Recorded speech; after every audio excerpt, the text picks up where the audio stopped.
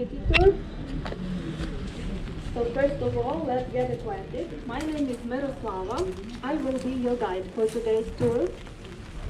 I'm really grateful that you all came despite this beautiful weather that we have today in Ivano-Frankivsk. And I'd like to ask you, do we have guests of our city today or only locals? You are guests. And where did you came from here? Rohaten. Oh, nice to see you here. So, you're from Rohaten as well, yes? Oh, really? And where did you live? Okay, no problem. So it's just for me because I'm interested. Who is interested in English-speaking guide tours in Ivano-Frankivsk? So, first of all, I'd like to say that I speak informal English, so I'm apologizing for that in advance. And as we start from the market square near our town hall, I'd like to say a few words about our city itself. How did it appear here? Why are we standing here at this spot? Maybe those locals who visit our city every day, who walk through the streets, we can have a small tour and go back to 400 years ago. Can you imagine what was here instead of a market square 400 years ago? I guess maybe more of you know about history of our city, about history of Stanislavia, and you can imagine yourself 400 years ago here. You won't see anything. No market square, no town hall that we are standing nearby. That was a thick forest and a swamp, and this territory belonged to Austro-Hungarian Empire back at that time, and later Polish Empire. This land was owned by Potocki family, and they decided to build a whole new fortress, a whole new city fortress that could stood against the invasions back at that time. You all heard about Halych, about Halych-Volynske Knyazhitstvo. Yes? Have you heard such name? The castle that also stands in Halych was owned by Potocki family as well. And you can put yourself on Potocki's place. You have a big castle, and your castle is under siege. Your people are getting killed by invaders, and you want to secure your family for the whole future years. As you are the head of the family, you want your children to be healthy and wealthy in the future, yes? So you decide to build a whole new fortress that could secure your future. And Potocki chosen this place. Why this particular place? You know that Ivano-Frankivsk, Stanislavia, back at the time, was surrounded by two rivers, two Bystrica, mountain rivers, one called Bystrica Nadvernyanska, and the other Bystrica Solotvinska. Well, we all know how they look like nowadays, but back 350, 400 years ago, Bystricas were really mountain rivers and hard to cross. So the spot was chosen because of the location, because of the thick forest, swamp that surrounded the area, and two rivers that were not really easy to cross and to get to this spot. What they did, first of all, they built a fortress, not the fortress we can imagine, the stone one with high towers, nothing like that, unfortunately. It was a small wooden fortress with ground on the top, and in the middle they decided to build a small wooden town hall. We don't have exact numbers of citizens who lived back in Stanislavia when it was founded, but we know for sure that the date is 1662. This is our birthday, the birthday day of our city. and we are celebrating this day 7th of May each year.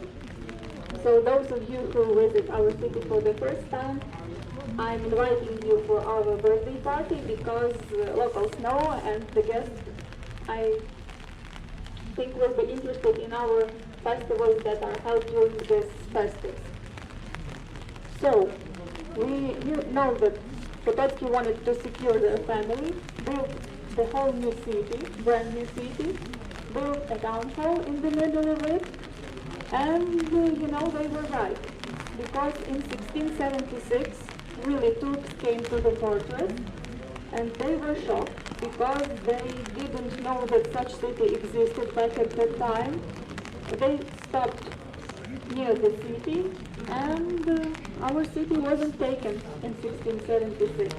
It was our right, it was the first win of the fortress, and Polish king back at the time, when he heard that there is such a small new city called Stanislavo that stood the Turks, he decided to release us from paying taxes for 10 years. And then you can imagine, when citizens don't have to pay any taxes except the crown ones, the market appears and people want to live here because it's cheaper than to live in other cities of the region. And I'm telling you that Stanislavo, maybe you can tell me, I guess you all know, why our city was called Stanislavi. Because the son of Potocki, it's the son of Yes. Potocki name.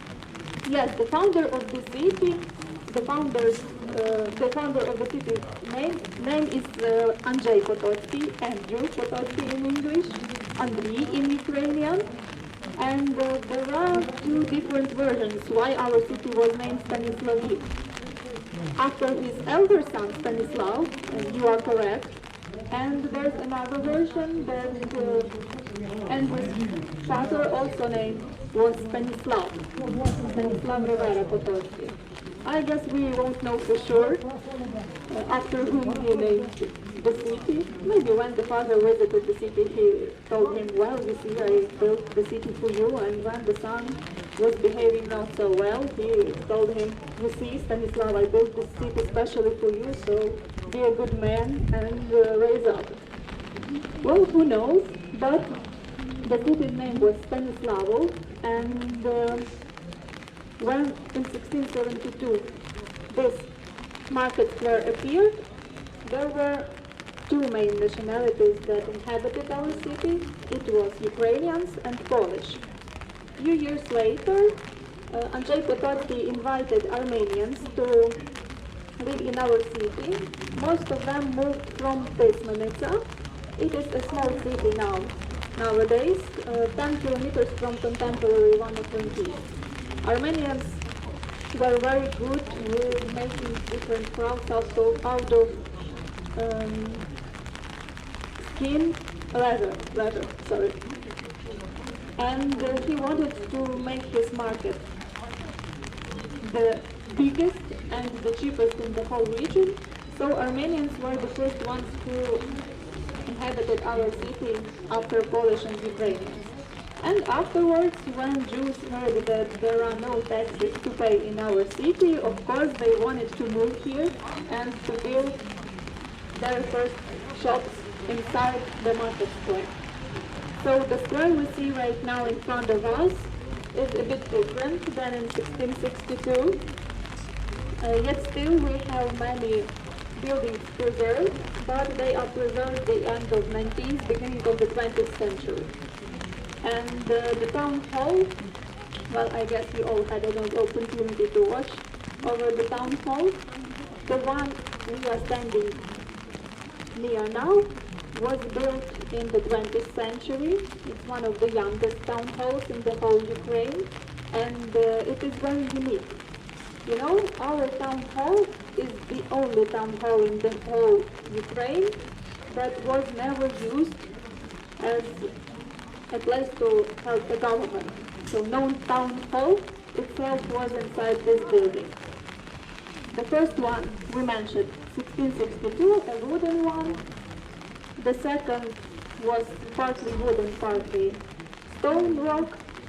The third one was made out of solid rock, but it burned to the ground, unfortunately, renewed, and the World War I took it away from us for all. And when the restorations began, there were different versions how to rebuild our town hall, to build it like the old one, or to create something new. Well, you know, in all history epochs, we know that architecture has to develop, and our town hall was built in constructivism style, the architecture Stanisław Trela, and it really is magnificent building, the only golden roof in the whole Ukraine that has a town hall, ratusha as we called it.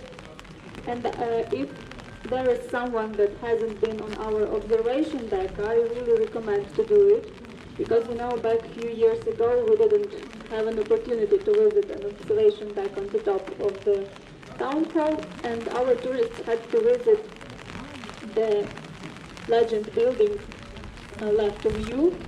They had to visit a restaurant just to have a quick view on our market square. So now we have a beautiful opportunity to see the whole central part of Ivano-Frankivsk from the top, and in the end of our city tour you'll be able to visit it if you hadn't been there already. So tell me, are you cold? How are you feeling? Okay, Can we move on? Yes, we can move on. We can move on. Okay, yes. Okay, so let's go, and my umbrella will be beside for you all.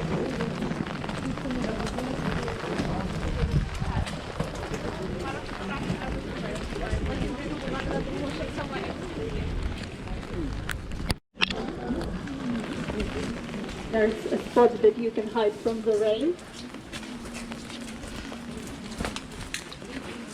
So because of the rain, I thought that printed materials won't be a good idea.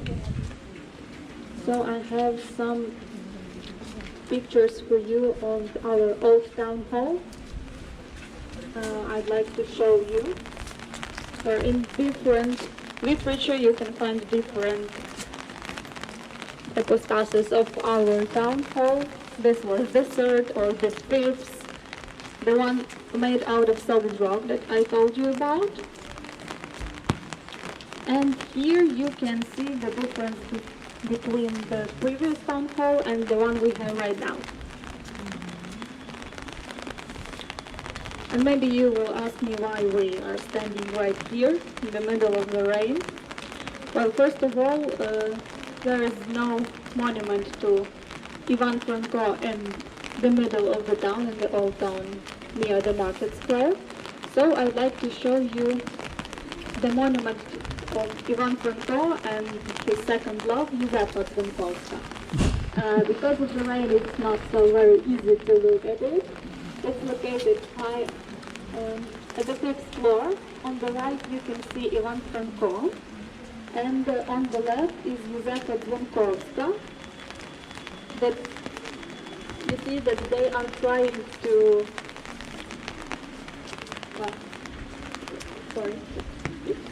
that they are trying to help hands, but unfortunately that is impossible. The barrelief was constructed especially like this because some of them say that Market Square was the spot where Józefa and Ivan Franko were meeting. You know, Ivan Franko was a guy that really loved women. He had many women friends. He liked chatting with them. He visited Stanislav's city very often. He had many friends in here. As you all know, he wasn't born in Ivano-Frankivsk. But here he held headings of his radical party. His first love, Ivano-Frankivsk, also was born near contemporary Ivano-Frankivsk. Unfortunately, they weren't matched according to Olga's father, and she had to marry a priest. His second love Ivano-Frankivsk never married. She died out of tuberculosis, but she wrote letters to Ivano-Frankivsk till the end of her days. And Ivano-Frankivsk is very magnificent man, and our city was named after him in 1962. It was a present given by the USSR government to us. Why I tell a present? Can you imagine when we became part of USSR? Politicians noticed that we have a city in the western Ukraine that is named after one of the biggest kul, we all know this word, a landlord, that was against the local citizens, against the free people. Well, they decided that it's not correct name for the city and wanted to change it. One of the variants was Prekarpato-Ukrainsk, or the other variant was Stalino-Karpats, something like that. There were many of them. Unfortunately, I don't recall the names. Between all of them, the name Ivano-Frankivsk was one of the most prominent to us, and that was the name that was given in 1962 to our city. We are really glad about it, because if not be in Ivano-Frankivsk, it could be Stalino-Karpatsk or something like that. By the way, there are many different settlements named after Ivano-Frankivsk, but only Ivano-Frankivsk has a name and a surname of this famous man. So we are unique as well.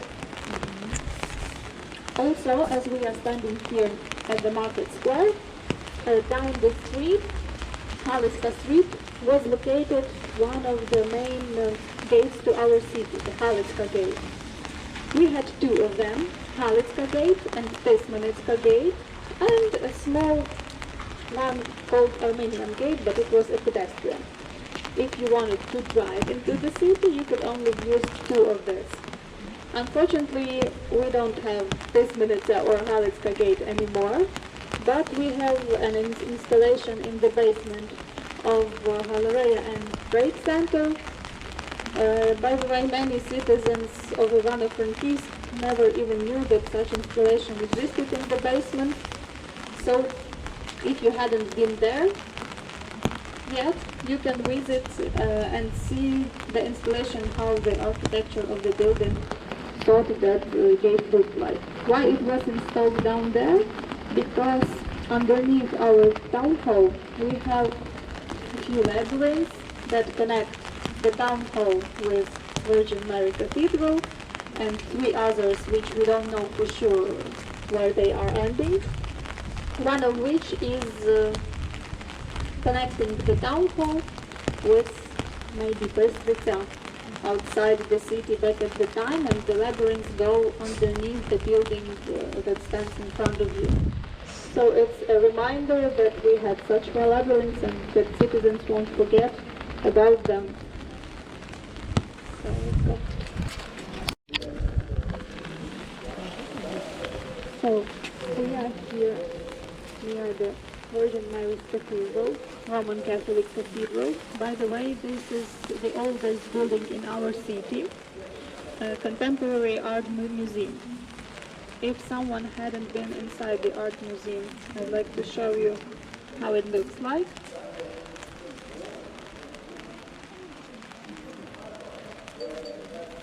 And yes, another variant.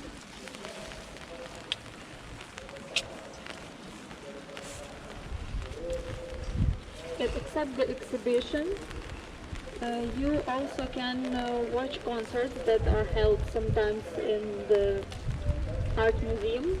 The most famous for me and the most beautiful is Night at the Museum, when our museum workers inviting our musicians from the Philharmonic, and when you listen to this music at night, it's really magnificent, very mysterious, and it's like you are back in 1690s, 1710s, at the time when the building was constructed. By the way, this was, as I told, the first Roman Catholic church at the city, constructed by the Andrei Pototsky, the first stone, and afterwards, as you can see, it was reinforced by counter forces because of the soil. The soil isn't stable at this part of our city. Well, as we told earlier, there were swamps. And in the basement there is still a crypt where Pototsky family were buried. It's closed right now, you won't be able to visit it, but when we have Polish tourists visiting Ivano-Frankivsk, the first question is where the Pototsky tomb is located. So this is the spot. If you have guests from Polish in our city, you can recommend them to visit art museum. By the way, it was well preserved because during the USSR period it was given to our oil and gas university, and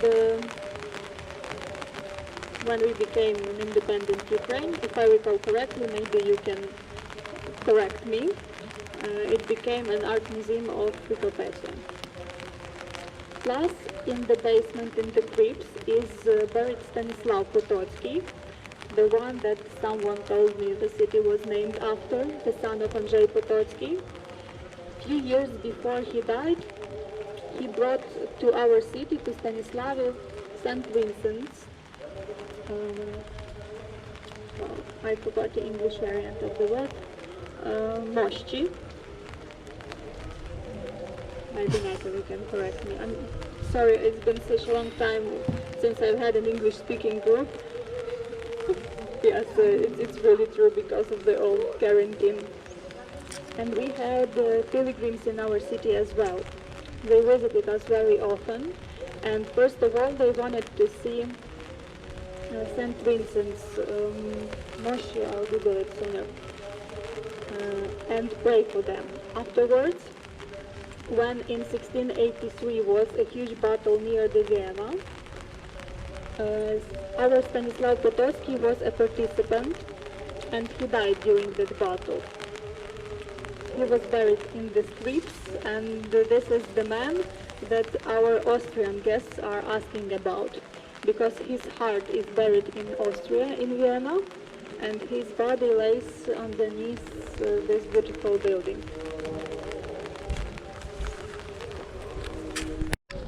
Just a quick stop near the Metropolitan Andrei Sheptetsky. You know, he had become a bishop of Greek Catholic Church here in Stanislavo, and in 1901 he became a metropolitan of Greek Catholic Church. By the way, you can see it at the monument. He was a tall man. At the beginning of the 20th century, he was considered to be a very tall man. He had 2 meters and 3 centimeters of height. Often he wore no shoes. He was walking barefoot because he wanted to be at the same height as his old brothers. And when he was dining with his brothers, he took a small chair so that his head was at the same level as the head of all his brothers that he was dining with. Really, these are the facts that our priests were telling me about him. He was very kind man, loved children very much. All his money he dedicated for his work, for Greek Catholic churches all over the Western Ukraine, for opening educational establishments for children, for creating new books for children. So this whole square that we are standing at is named after him, Andrei Sheptetsky Square. We also are calling it our religious square. Maybe you also notice when we walk through the central part of the city, we try to walk through Andrei Sheptetsky Square, not the market square, because it's quieter and the atmosphere here is very unique. Maybe That's why during the USSR period here was opened a bus station, but thanks to it the square preserved, and now we have maybe something very magnificent. By the way, here also was located a secret exit out of our city. You see the ark that was presented to our city in 2012, when we had 350 years. It was our birthday present from the blacksmith. Well, I don't know if I have to tell you about the blacksmith festival. You all visited it, yes? No? Not all of you. So every year we are holding blacksmith festival, except 2020 because of the quarantine. And blacksmiths from all over the world, they are visiting Ivano-Frankivsk and creating a unique sculpture together. Of course, they know in advance what sculpture that would be in the end. And during the festival, they create sculpture, hide from all of us for the whole year. And the next festival starts from opening and installing this previous sculpture somewhere in the middle of the city. This arc symbolizes that our city is unique, that we had 4 main nationalities living in it. You see the name Stanislava in the basis of the arc, and on the top is Archangel Michael that protects our city. We have the same protector as the cave city as well. In the end of this road, the Nizova Street, was a small gate from which the citizens were able to escape from the city, but only from the inside of the city. Outside you weren't able to see it, so if someone wanted to sneak inside through this door, that wasn't possible. And by the way, there's located one of the oldest baths in Ukraine, called Neptune.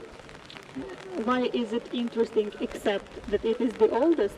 Ivan Franko held the holding of his radical party inside that building. Really, that's a fact, because when he wanted to gather all his friends for a meeting, for the next meeting of the party, and to communicate about their next moves, next steps, no hall wanted to hold